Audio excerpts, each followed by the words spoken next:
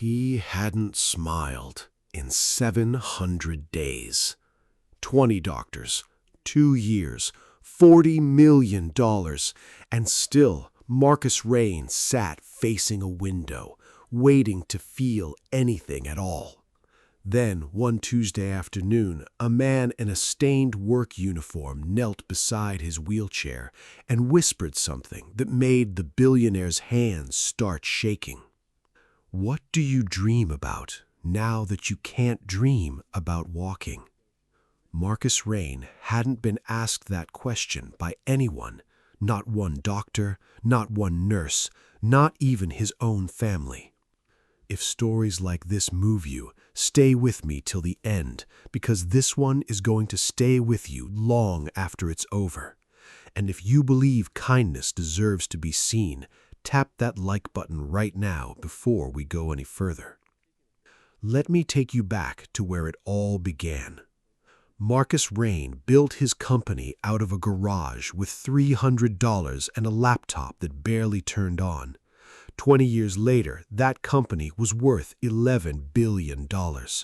He was the kind of boss who remembered his employees' birthdays, who once flew coach just so a struggling new hire could take his seat in first class. People didn't just work for Marcus, they believed in him. Then came the rain. It was a Thursday night, the kind where the roads turn to glass and headlights blur into nothing. Marcus was driving home from a board meeting when a truck lost control on the interstate. His car rolled 4 times before it stopped. He survived. His spine did not survive with him. The diagnosis came fast and cold. Severe spinal cord injury, paralysis from the shoulders down. The doctors used careful words at first, words like possibility and progress. But over the following months, those words quietly disappeared, replaced by silence, replaced by clipboards that stopped getting updated, replaced by specialists who stopped making eye contact when they walked into the room. 19 doctors came and went. Surgeries, experimental nerve treatments flown in from Germany, stem cell therapy from a clinic in Singapore that cost more than most people's houses. Nothing worked. Nothing moved. Then came doctor number 20. She sat across from Marcus with a file 3 inches thick, the kind of file that represented 2 years of hope slowly dying on paper. She took a breath before she spoke, the way people do when they know their words are about to hurt. "Mr. Rain," she said, "we've exhausted every medical option available to us. I'm not going to pretend otherwise. I think it's time we discuss long-term care planning instead of further treatment." Marcus didn't respond right away. He simply looked past her, out the window, at a world that kept moving without him. "So that's it," he finally said. 20 of you, $40 million, and the answer is nothing." The doctor lowered her eyes. "I'm sorry." She left the room quietly, the way people leave when they've run out of things to offer. And outside that door, without either of them knowing it yet, a man named Daniel Cole was waiting, with a toolbox in one hand and his 9-year-old daughter's hand in the other. Daniel wasn't a doctor. He wasn't even hospital staff, not exactly. He worked for a third-party maintenance company that serviced medical equipment across 3 different facilities: wheelchairs, lifts, adjustable beds. If it had a motor and it broke, eventually it landed on Daniel's schedule. He was 39 years old, raising his daughter Hope alone since his wife passed from a sudden illness 4 years earlier. He worked 2 jobs to keep their small apartment and Hope's school shoes replaced before the soles wore through. Nights, he stocked shelves at a grocery store until 2 a.m. Mornings, he fixed hospital equipment before most people had finished their coffee. He never complained, not once, not even when his own back ached from lifting equipment all day, not even when his hands cracked from the cold in winter. Daniel had a habit that nobody around him fully understood, but everybody quietly loved. He noticed people, really noticed them. He'd fix some elderly patient's walker without charging the extra service fee. He'd carry groceries for exhausted night shift nurses without being asked. He listened, even when listening cost him time he didn't have to spare. Hope inherited that same heart. She spent her afternoons in a small reading corner near the cafeteria, waiting for her father to finish his shift, drawing pictures of bright yellow suns and green fields, because she believed every picture should have at least a little hope hiding in it somewhere. One afternoon, Daniel saw a magazine on the cafeteria table. On the cover was a photograph of Marcus Rain from years ago standing tall in front of a cheering crowd of employees. Beside it was a smaller photo, more recent, showing him staring silently out a hospital window. Hope studied both pictures for a long moment. "Daddy," she said, tugging on Daniel's sleeve, "how does someone lose everything even when they still have all their money?" Daniel knelt down to her level, the way he always did when she asked the big questions. "Sometimes," he said softly, "the things money can buy aren't the things that keep us alive inside. Life doesn't promise fair, baby. It just gives us chances to be kind when things go wrong." Hope thought about that for a moment, then nodded like she understood far more than a 9-year-old should have to. 3 days later, Daniel got a work order. Room 412, malfunctioning wheelchair lift. He didn't know whose room it was until he walked in and saw the man from the magazine cover sitting there, smaller somehow, staring at a garden through the window like it belonged to another life. The room was full of machines that hummed but weren't being used. Daniel worked quietly, tightening bolts, testing the lift mechanism, careful not to disturb the silence that filled the space like something solid. He was almost finished when something stopped him. It wasn't the equipment. It wasn't the size of the room or the expensive furniture. It was Marcus's eyes. They didn't look defeated the way people usually describe defeat. They looked like someone carrying a question nobody had ever bothered to ask him. Daniel hesitated at the door, toolbox in hand. "Sir," he said quietly, "can I ask you something? It's not medical, so feel free to tell me to mind my business." Marcus turned his head slightly, surprised that anyone in this hospital still had questions left that weren't about his spine. "Go ahead," he said, his voice flat, tired. Daniel walked closer, kneeling beside the wheelchair so they were at eye level. "What do you dream about now that you can't dream about walking?" The room went completely silent. Marcus stared at him like the question had physically struck him. His jaw tightened. His eyes glistened. "Excuse me?" Marcus said, his voice barely above a whisper. "Everyone in this building asks how you feel, or if you believe the next treatment might work. Nobody asks what you actually miss. Not your legs. You, the person." Marcus opened his mouth to answer, then closed it again. A tear slipped down his face before he could stop it, the first one in 2 years that wasn't caused by pain or frustration. "I don't dream about walking anymore," Marcus finally admitted, his voice cracking. "I stopped dreaming about that a long time ago." "Then what do you dream about?" Daniel asked softly.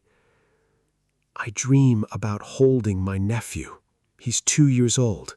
He doesn't understand why I can't pick him up. I dream about signing birthday cards with my own hand instead of a stamp my assistant uses. I dream about feeding my own dog, shaking hands with the people who write me letters every single week telling me to stay strong." He paused, and when he spoke again, his voice broke completely. "Nobody asks about that. They ask if I can feel my legs. Nobody asks what living without feeling my life used to be actually costs me." Daniel didn't say anything right away. He simply stayed there, kneeling, present, listening the way he listened to every lonely person who crossed his path. "I'm sorry," Daniel finally said, "that nobody asked sooner. If you're feeling this story the way I think you are right now, Drop a comment telling me where you're watching from tonight, because moments like Marcus and Daniel's deserve to be remembered together. And if this is your first time here, subscribe, because stories like Marcus and Daniel's are exactly why this channel exists. Daniel finished his repair and left quietly that day, the same way he arrived, without expecting anything in return. But something in that room had shifted, something that 20 doctors and $40 million had never managed to touch. The following week, Daniel returned for another routine inspection. This time, he brought something with him, a drawing Hope had made, bright green grass, a yellow sun, a family holding hands beneath a clear blue sky. He set it gently on the table beside Marcus's bed. "My daughter made this," Daniel said. "She said everyone in this hospital looks like they forgot what sunshine feels like." Marcus looked at the drawing for a long moment, and then, for the first time in months, the nurses on shift that day witnessed something they hadn't seen in what felt like forever. He smiled. Over the following weeks, Daniel began stopping by after his shifts, just for a few minutes at a time. They talked about small things, fishing trips Marcus took as a kid before life got complicated, simple dinners Daniel used to cook with his late wife, ordinary mornings back before either of their lives demanded so much and gave back so little. Slowly, carefully, something in Marcus began to change. The rehabilitation staff noticed it before they understood it. Marcus started participating more in his therapy sessions. His breathing grew stronger. He laughed, actually laughed, for what the nurses said was the first time on record since his accident. He started sleeping through the night instead of staring at the ceiling until sunrise. At first, the medical team dismissed it as a temporary emotional lift, nothing more than a passing mood. But then, the scans came back. A neurologist named Dr. Ellen Park sat down with the rehabilitation team one afternoon, staring at the results in stunned silence. "There's activity here," she said, tapping the scan. "Faint, but it's there. Muscles we documented as completely inactive 18 months ago are showing response." One of the younger residents frowned. "That doesn't make medical sense. Nothing in his treatment plan changed." Dr. Park was quiet for a moment before she answered. "Something changed, just not something we prescribed." Short pause. Word spread quietly among the staff. 20 specialists had spent 2 years focused entirely on Marcus's spine, and in doing so, they had completely overlooked the second injury nobody had diagnosed, the one in his mind, the hopelessness that had quietly become its own form of paralysis, just as real, just as limiting, and completely untreated. Inspired by what they were witnessing, the rehabilitation team redesigned Marcus's entire recovery plan. Instead of chasing the impossible goal of walking again, they focused on small, meaningful victories, holding a fork independently, operating a tablet with limited hand movement, recording a video message to send to his employees who had been writing him letters every single week for 2 years without ever knowing if he read a single one. Every small win rebuilt something inside him that expensive treatments never could. Then, 4 months after Daniel first knelt beside his wheelchair, it happened. During a routine therapy session, using a specialized device wrapped around his hand, Marcus moved 2 fingers on his right hand for the first time since the accident. The room erupted. Nurses gasped. His physical therapist actually dropped her clipboard. Dr. Park stood frozen, staring at the monitor like she couldn't quite believe what she was seeing. Marcus stared at his own hand like it belonged to a stranger. "I felt that," he said, his voice shaking. "I actually felt that." He used those 2 fingers to press a single button on his communication device, an action that would have been impossible 6 months earlier. Doctors called it medically significant. Marcus called it the happiest moment of his entire life. From there, progress came slowly, but it came. He learned to operate adaptive devices with growing independence. His speech regained its old confidence. And one afternoon, months later, Marcus asked his assistant to schedule something nobody expected. He wanted to speak at the company's annual employee gathering, live, in front of everyone. Thousands of employees filled the auditorium that day, and thousands more watched from screens around the world. When Marcus appeared on stage, still seated in his wheelchair, a hush fell across the room. His eyes, once hollow and distant, now carried something the audience hadn't seen in years: gratitude. "Technology built this company," Marcus said, his voice steady despite the emotion behind it. "But I need you all to understand something. Technology did not rebuild me. 20 of the finest doctors in this country worked on my body for 2 years, and I am endlessly grateful for every single one of them. But it was a maintenance worker, a man most of you have never met, who asked me the one question none of them ever thought to ask." He looked out into the crowd, searching until he found the face he was looking for. "Daniel," Marcus said, "please come up here. Bring hope with you." Daniel froze in his seat near the back of the auditorium, completely unprepared, his daughter's small hand gripped tightly in his own. He hadn't even known Marcus invited him for this. He thought he was simply attending as a guest. He walked up slowly, his work boots feeling impossibly loud against the polished stage floor, surrounded by executives in suits that cost more than his monthly rent. He felt completely out of place. And then Marcus spoke again. "This man asked me what I missed most about my life," Marcus said, his voice breaking slightly. "Not what I couldn't do, what I missed. Nobody had asked me that in 2 years. That single question is worth more than every machine in that hospital combined." The auditorium rose to its feet. Thousands of employees, engineers, investors, all standing together in an ovation so powerful that many of them were openly crying. Daniel stood there, stunned, his hand still holding hopes, completely overwhelmed. He lowered his head, embarrassed by the attention, believing in his heart that he hadn't done anything extraordinary. He was simply a man who noticed people. That was all he'd ever tried to be. But everyone in that room understood something that history keeps trying to teach us and we keep forgetting. The biggest changes rarely start with the biggest speeches.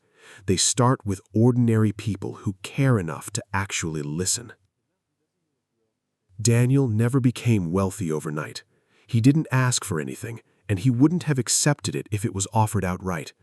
But quietly, without any public announcement, Marcus made sure Hope's education was fully funded through college. No press release, no headline. Just a promise kept in silence, the same way Daniel had always given his kindness. Daniel kept working. He kept fixing wheelchairs and hospital lifts because helping people had never been about recognition for him. It was simply who he was. Hope grew up carrying that same quiet compassion her father modeled every single day of her life. And Marcus, whenever people praised his recovery, whenever reporters asked him the secret behind his progress, always gave them the same answer. "Movement only returned to my body," he'd say, "after hope returned to my heart." Years later, visitors walking into that rehabilitation center pass a small plaque near the entrance. It doesn't list donors. It doesn't list medical achievements or breakthrough statistics. It carries a single sentence, one that every doctor, nurse, and patient reads on their way through the door. Sometimes the greatest treatment begins with the right question, asked by the right heart. If this story moved you tonight, I need you to do 3 things before you go. Like this video so more people can find it. Comment the words "Hope Heals" if you believe one caring question can change somebody's entire life. And subscribe, because this channel exists for exactly these kinds of stories. The ones that remind us compassion still has the power to do what money and medicine sometimes cannot. 20 doctors ran out of answers, and on that same ordinary day, an exhausted single father with a toolbox and a 9-year-old daughter reminded a broken billionaire, and reminded all of us watching that the strongest medicine in this world often isn't found in a laboratory. Sometimes it's found in a single question, one honest moment, one person who refuses to see another human being as a diagnosis instead of a person. That one choice changed a man's entire life, inspired thousands of others, and proved something worth remembering long after this video ends. Whispers. Hope never really disappears. It just waits quietly for someone brave enough to ask the right question.